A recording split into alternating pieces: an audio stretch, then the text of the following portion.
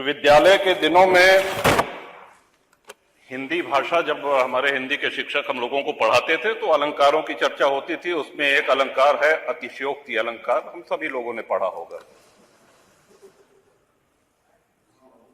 तो जब भी बजट पे चर्चा होती है या महामहिम श्री राज्यपाल के अभिभाषण पे चर्चा होती है तो मैं समझता हूं कि इस अलंकार का प्रयोग सत्ता पक्ष और विपक्ष दोनों भरपूर करते हैं। और मैं ये कहना चाहता हूं कि सरकारें न इतनी अच्छी होती हैं जितना सत्ता पक्ष कहता है, और सरकारें न इतनी बुरी होती हैं जितना विपक्ष बताता है। और हम यहां जो भी बोलते हैं वो हमारे भाग्य विधाता जनता जनार्दन वो बाहर सुनती है, उसका आकलन करती है। हम यहां कितनी भी लच्छेदार भाषा में पक्ष या विपक्ष में कुछ भी कह लें, जाना हमको वही है, वही है, उन्हीं के पास जाना है और फैसला भी उन्हीं का मानना पड़ेगा। श्रीमान, सड़क, बिजली, पानी ये ऐसी चीजें हैं जो हम सभी के जीवन से जुड़ी हुई हैं। भारत गांवों का देश है, भारत की आत्मा गांवों में बसती है। हम सभी लोग इस उक्ति को, इस सिद्धांत को मानते हुए आए हैं। एक्सप्रेसवेज बन रहे हैं, एक्सप्रेसवेज बनने के नए नए कीर्तिमान स्थापित किए जा रहे हैं। अच्छी बात है, होने चाहिए। हर विकासशील देश में देखने में भी अच्छी लगती हैं, यात्रा का समय भी कम होता है। लेकिन कहीं ऐसा तो नहीं है कि एक्सप्रेसवे के चक्कर में हम गांव की सड़कों को भूल गए हैं। आज ग्रामीण सड़कों का जो हाल, जो गड्ढे हैं, क्या ऐसा तो नहीं कि उस ओर हमारा ध्यान नहीं जा रहा है? सड़कें गड्ढा मुक्त नहीं है श्रीमन, और उसका एक कारण कि जिस क्षमता पे ग्रामीण सड़कें बनाई जाती हैं, कभी हुआ करता था कि ट्रक जो है उसमें 6 चक्के हुआ करते थे। ग्रामीण सड़कों की भार वहन क्षमता 9 टन से अधिक नहीं होती।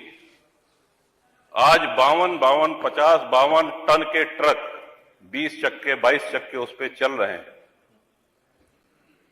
और भार वहन क्षमता उसकी 9 टन पर स्क्वायर इंच PSI है। तो सड़कें तो टूटेंगी, आप कब तक गड्ढे भरवाते रहेंगे? ये हम सभी के क्षेत्रों से जुड़ी हुई समस्या है श्रीमन। तो या तो ऐसे 10-20 चक्के वाले जो ट्रक है, जो 15-20 चक्के वाले ट्रक है, इनको वर्जित कर दिया जाए। एक अधिकतम उसकी भार वहन सीमा निर्धारित कर दी जाए कि इससे अधिक भारी ट्रक ग्रामीण सड़कों पर नहीं चलेंगे, और या तो फिर ग्रामीण सड़कें उस मानक के अनुसार बनाई जाएं कि ट्रक गुजर जाने के बाद अगर साइकिल और मोटरसाइकिल से या सामान्य यात्री उस सड़क पे चल रहा है तो उसको भी गड्ढा मुक्त सड़क का अनुभव हो, आनंद मिले। ये बहुत ही गंभीर विषय है श्रीमन, और महामहिम श्री राज्यपाल के अभिभाषण में, बजट में इसका समावेश होता तो बड़ा अच्छा रहता। दूसरा आ जाते हैं बिजली पे। गांव में 18 घंटे बिजली आ रही, जिला मुख्यालय पे भी आ रही, तहसील मुख्यालय पे भी आ रही। जितना आप लोगों ने बताया, हो सकता है 1-आधा घंटा उससे कम ज्यादा हो, लेकिन आ रही। लेकिन बिजली के साथ साथ विजिलेंस का प्रकोप बहुत ज्यादा हो गया है। इस तरह के छापे पड़ रहे हैं लोगों के यहां। कई माननीय सदस्यों ने इसको सदन में कहा भी है। फोन आता है, उनको बुलाया जाता है और उनसे बाहर, बिजली दफ्तर के बाहर उनसे रकम तय की जाती है, उनसे पैसा लिया जाता है, उनसे वसूली की जाती है। समस्या जहां की तहां है।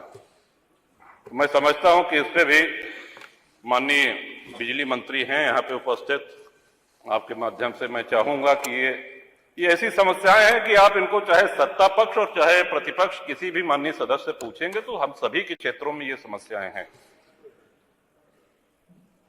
सड़क, बिजली के साथ साथ पानी। श्रीमन,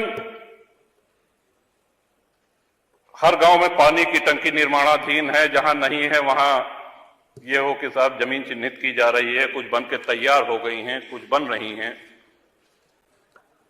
बड़ा प्रचारित भी किया गया कि साहब अब हैंडपंप नहीं है, अब नल की टोंटी से आप सब लोगों को पानी पीने को मिलेगा।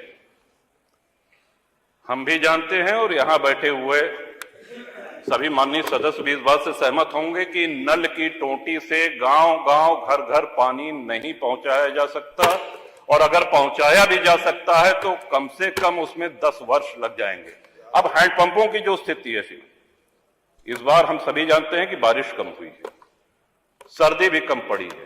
आने वाला मौसम विभाग का पूर्वानुमान है कि भयंकर गर्मी पड़ेगी, पानी का स्टेटा नीचे जा रहा है और छोटे हैंडपंप पानी छोड़ना शुरू कर देंगे। विशेषकर जो सूखे क्षेत्र हैं उनको तो विशेष प्रकोप इसका झेलना पड़ता है।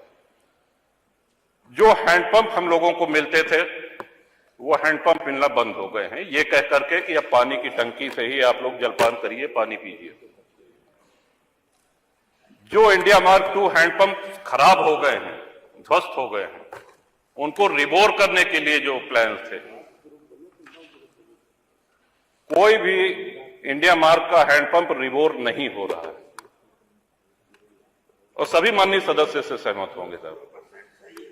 तो आपके माध्यम से सरकार से मेरा अनुरोध है कि जब तक घर घर टोंटी का नल, पानी की टोंटी नहीं लग जाती है, तब तक ये सुनिश्चित कराएं कि India mark hand pump, India 2 mark का हैंडपंप जो हम लोगों को मिलता था वो यथावत मिलता रहे। पानी की किल्लत और पानी की हाहाकार जो मचने वाली है आने वाले दिनों में, उसके पहले आपका ध्यान आकर्षण, इस माननीय सदन का ध्यान आकर्षण इधर कराना चाहता हूं। और ये बहुत ही जटिल समस्या आने वाले अप्रैल से शुरू होकर के मई, जून, जुलाई आदि महीने में होगी। इसके साथ ही श्रीमंत सदन का चलना, यह भी एक बड़ा महत्वपूर्ण विषय है, और ये हमारा बहुत बड़ा सौभाग्य है कि 30 वर्ष इस सदन में हो गए हैं और बहुत से महानुभावों के साथ काम करने का, उनके साथ यहां बैठने का अवसर मिला है। और हमसे भी बहुत वरिष्ठ यहां पे सदस्य जिनसे मैं सीखता हूं, आदरणीय खन्ना जी हैं, आदरणीय अवधेश जी हैं, रमापति शास्त्री जी हैं, माता प्रसाद पांडे जी हैं, तमाम ऐसे सदस्य। लेकिन क्या आपको ऐसा नहीं लगता कि भाषण का जो स्तर था उसमें बहुत गिरावट आई है? और उसका कारण यह है कि जब हाउस नहीं चलेगा, सदन नहीं चलेगा, तो नए माननीय सदस्यों को बोलने का अभ्यास नहीं रह जाएगा। जब भी ये बात आती है कि साहब सदन चलना चाहिए, क्योंकि ये स्पष्ट लिखा गया है कि वर्ष में अपरिहार्य स्थितियों को छोड़ करके 90 दिन सदन का संचालन आवश्यक है। लेकिन दुख इस बात का है, चाहे जो दल सत्ता में रहे, जब इसकी चर्चा होती है तो बहस इस पे होने लगती है कि साहब आपके समय में 19 दिन चला था, मैंने 20 दिन चलाया, या आपके समय में 20 दिन चला तो मैंने 21 दिन चलाया, और चर्चा यहीं पे हो हल्ला होकर के समाप्त हो जाती है। ये रिकॉर्ड तो बताया जाता है कि सबसे कम किसने चलाया, दूसरे नंबर पे कौन था, ऐसा भी हुआ कि इतने दिन सदन चला, इतने दिन। क्या कभी हमने ये जानने का प्रयास किया कि जब हमारा देश आजाद हुआ था तो कितने दिन सदन चला था, या जब से ये सदन चलना शुरू हुआ है एक वर्ष में अधिक से अधिक सबसे ज्यादा किस वर्ष चला है, और क्यों ना उस रिकॉर्ड को हम लोग तोड़ें। सदन से बचना कैसे? सदन के माध्यम से ही तो हम लोग अपनी बात कहते हैं, सदन के माध्यम से ही जन समस्याओं का निराकरण होता है, उनका निवारण होता है, लोकतंत्र मजबूत होता है। ये लोकतंत्र की आत्मा है। आत्मा को जितना मजबूत करेंगे उतना हम सभी लोग पुष्पित पल्लवित होंगे इस लोकतंत्र में। इसके साथ ही मैं ये भी कहना चाहूंगा श्रीमान कि आए दिन माननीय विधायकों के ऊपर मुकदमे कायम हो रहे हैं, और अक्सर धरना प्रदर्शन, यहां पे जो लोग भी बैठे हैं, किसी के दल और किसी के व्यक्तिगत, उनके सार्वजनिक जीवन में कभी ऐसा अवसर ना आया होगा कि उन्होंने धरना प्रदर्शन न किया हो। और जब तक लोकतंत्र रहेगा तब तक ये होता रहेगा। तोड़फोड़ की उससे हम सहमत नहीं हैं, हम हिंसा से भी सहमत नहीं हैं। लेकिन बहुत से ऐसे माननीय विधायक हैं जिनके ऊपर धरना प्रदर्शन, शांतिपूर्ण धरना प्रदर्शन के कारण मुकदमे कायम हुए हैं और आज भी हैं। उनको एमपी एमएलए कोर्ट जाना पड़ रहा है। कई बार ऐसा भी हुआ कि धरना प्रदर्शन में दूसरे अराजक तत्व आकर के हिंसा फैला देते हैं और झेलना विधायक जी को पड़ता है। एक अलग से अदालत गठित है, वहां जाना पड़ता है, वहां पे उनकी पेशी होती है और पूरा मुकदमा झेलना पड़ता है।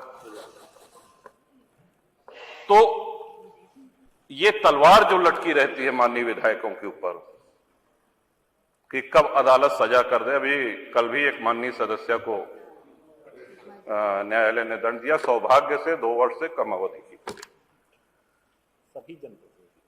तो सभी जनप्रतिनिधियों को प्रतिरोध कौन करेगा, आवाज कौन उठाएगा? अगर धरना प्रदर्शन के इतने गंभीर परिणाम आने लगेंगे तब तो विधायक और सांसद भागने लगेंगे धरना प्रदर्शन से।